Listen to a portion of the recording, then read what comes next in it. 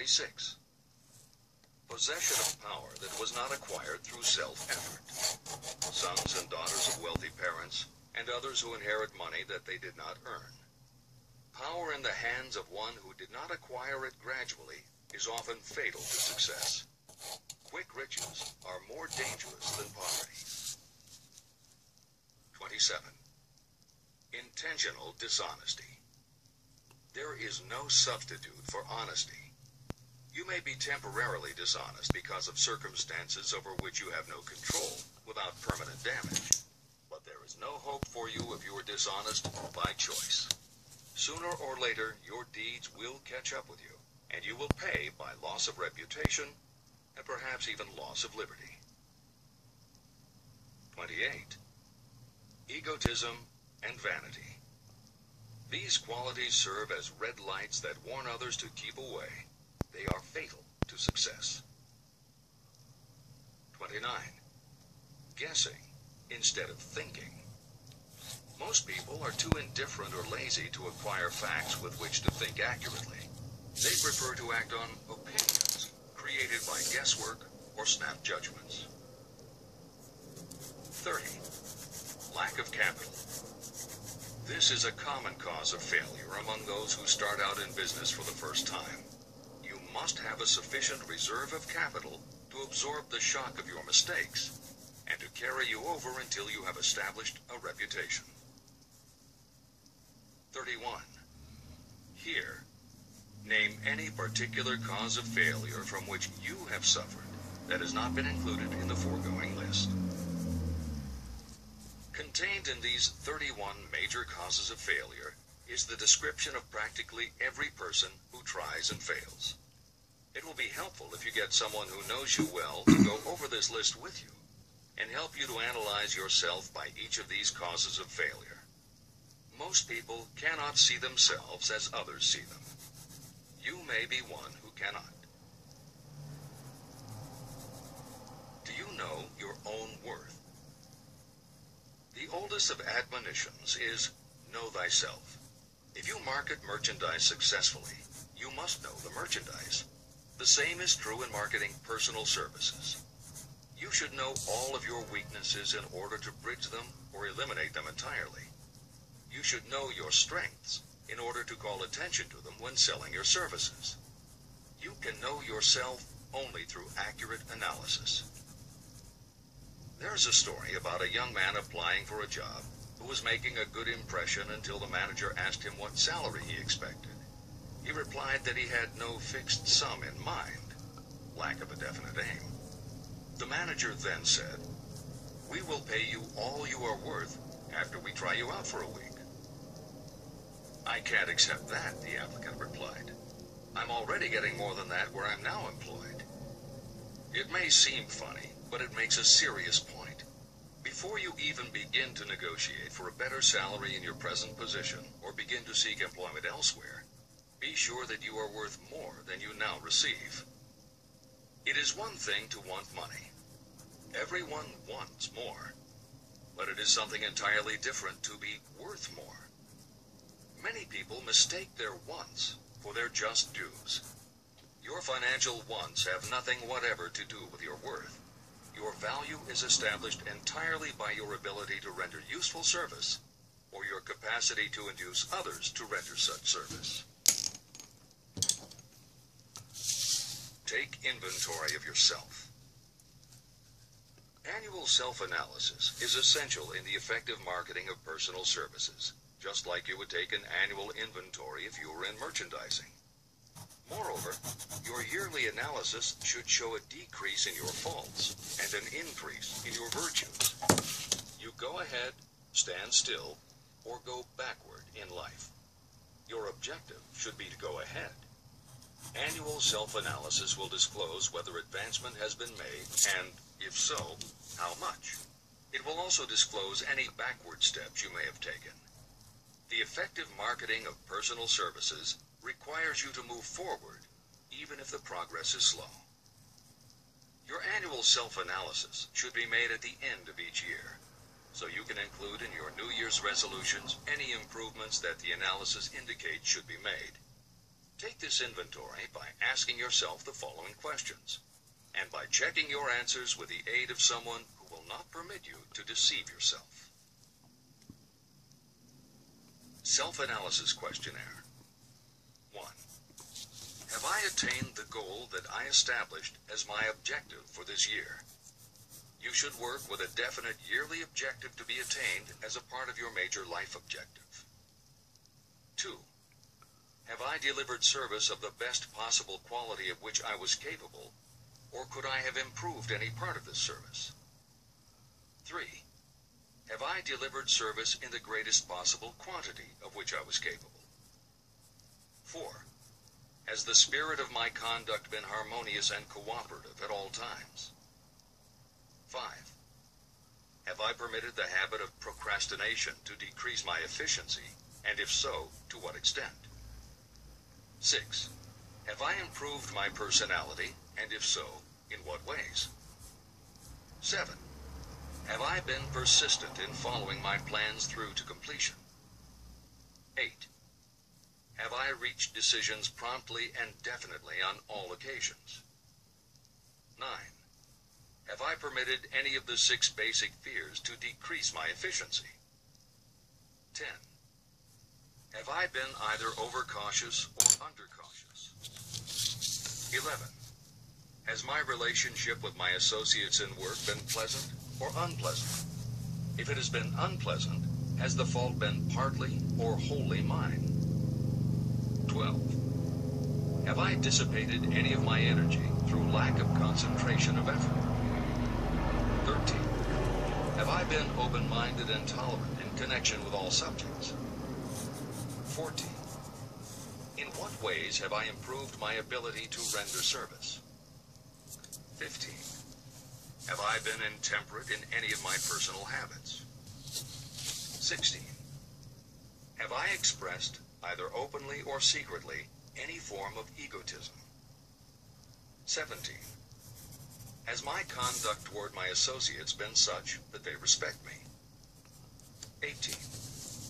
Have my opinions and decisions been based upon guesswork or accuracy of analysis and thought?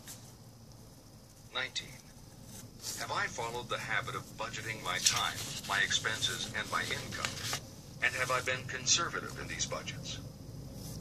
20. How much time have I devoted to unprofitable effort, which I might have used to better advantage? 21. How may I rebudget my time and change my habits so I will be more efficient during the coming year? 22. Have I been guilty of any conduct that was not approved by my own conscience? 23. In what ways have I rendered more service and better service than I was paid to render? 24. Have I been unfair to anyone, and if so, in what way? 25. If I had been the purchaser of my own services for the year, would I be satisfied with my purchase? 26. Am I in the right vocation? And if not, why not? 27. Has the purchaser of my services been satisfied with the service I have rendered? And if not, why not? 28. What is my present rating on the fundamental principles of success? Make this rating fairly and frankly, and have it checked by someone who is courageous enough to do it accurately. After you have finished reading through to the end of this book at least once, and you are sure you have assimilated the information in this chapter, you will be ready to create a practical plan for marketing your personal services. In this chapter, you should have found adequate descriptions of every principle essential in planning the sale of personal services. These include the major attributes of leadership, the most common causes of failure in leadership, a description of the fields of opportunity for leadership, the main causes of failure in all walks of life, and the important questions that should be used in self-analysis. This extensive and detailed presentation has been included because it will be needed by you if you are going to earn your riches by marketing your personal services. Those who have lost their fortunes and those who are just beginning to earn money have nothing but personal services to offer in return for riches. Therefore, it is essential that you have real, practical information that you'll need to market your services to best advantage. Complete assimilation and understanding of the information will help you to market your services, and it will help you to become more analytical and capable of judging people. The information will be priceless to you if you work in an executive position where you select employees. Where and how to find opportunities to accumulate riches. Now that we have analyzed the principles by which riches may be accumulated, you naturally ask, where can I find the opportunities to apply these principles? Very well.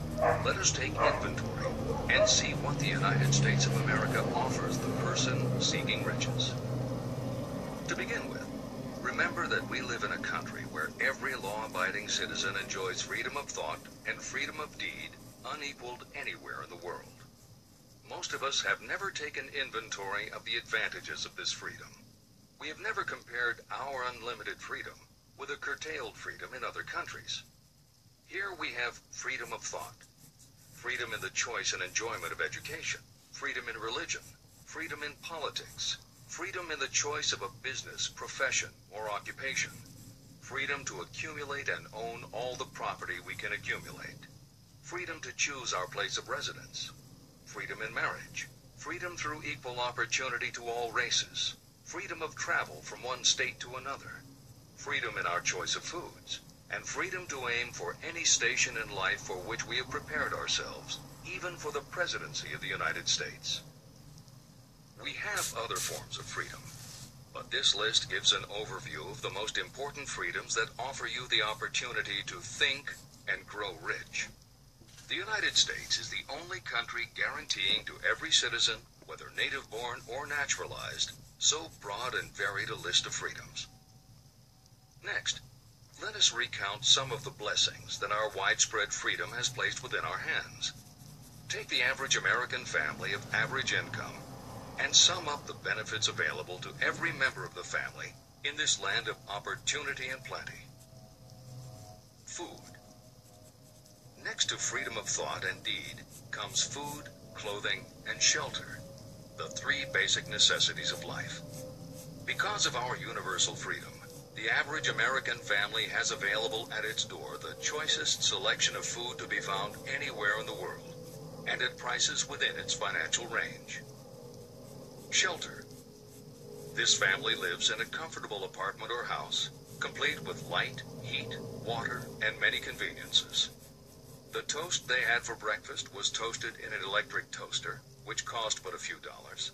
The apartment is cleaned with a vacuum cleaner that is run by electricity. Hot and cold water is available at all times in the kitchen and the bathroom. The food is kept cool in a refrigerator. Clothes are washed and dried, dishes are clean, and numerous labor-saving devices are run on power obtained by putting a plug into a wall socket. The family receives entertainment and information from all over the world 24 hours a day if they want it, by merely flipping a switch on their radio or television or computer. There are other conveniences, but the foregoing list will give a fair idea of some of the concrete evidences of the freedoms that we of America enjoy. Clothing.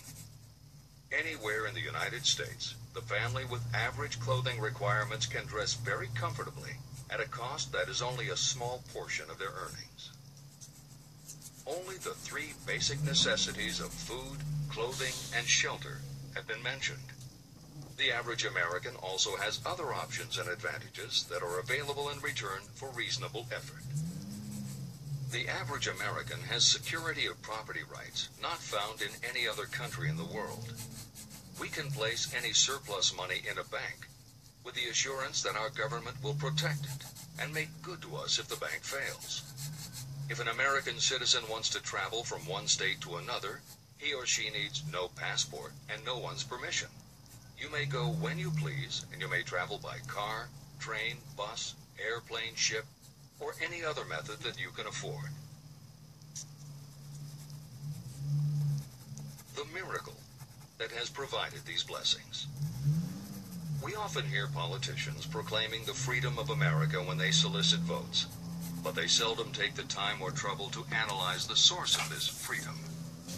Having no axe to grind, no grudge to express, and no ulterior motives, I will give you a frank analysis of that mysterious, abstract, greatly misunderstood something that gives to every citizen of America more blessings, more opportunities to accumulate wealth,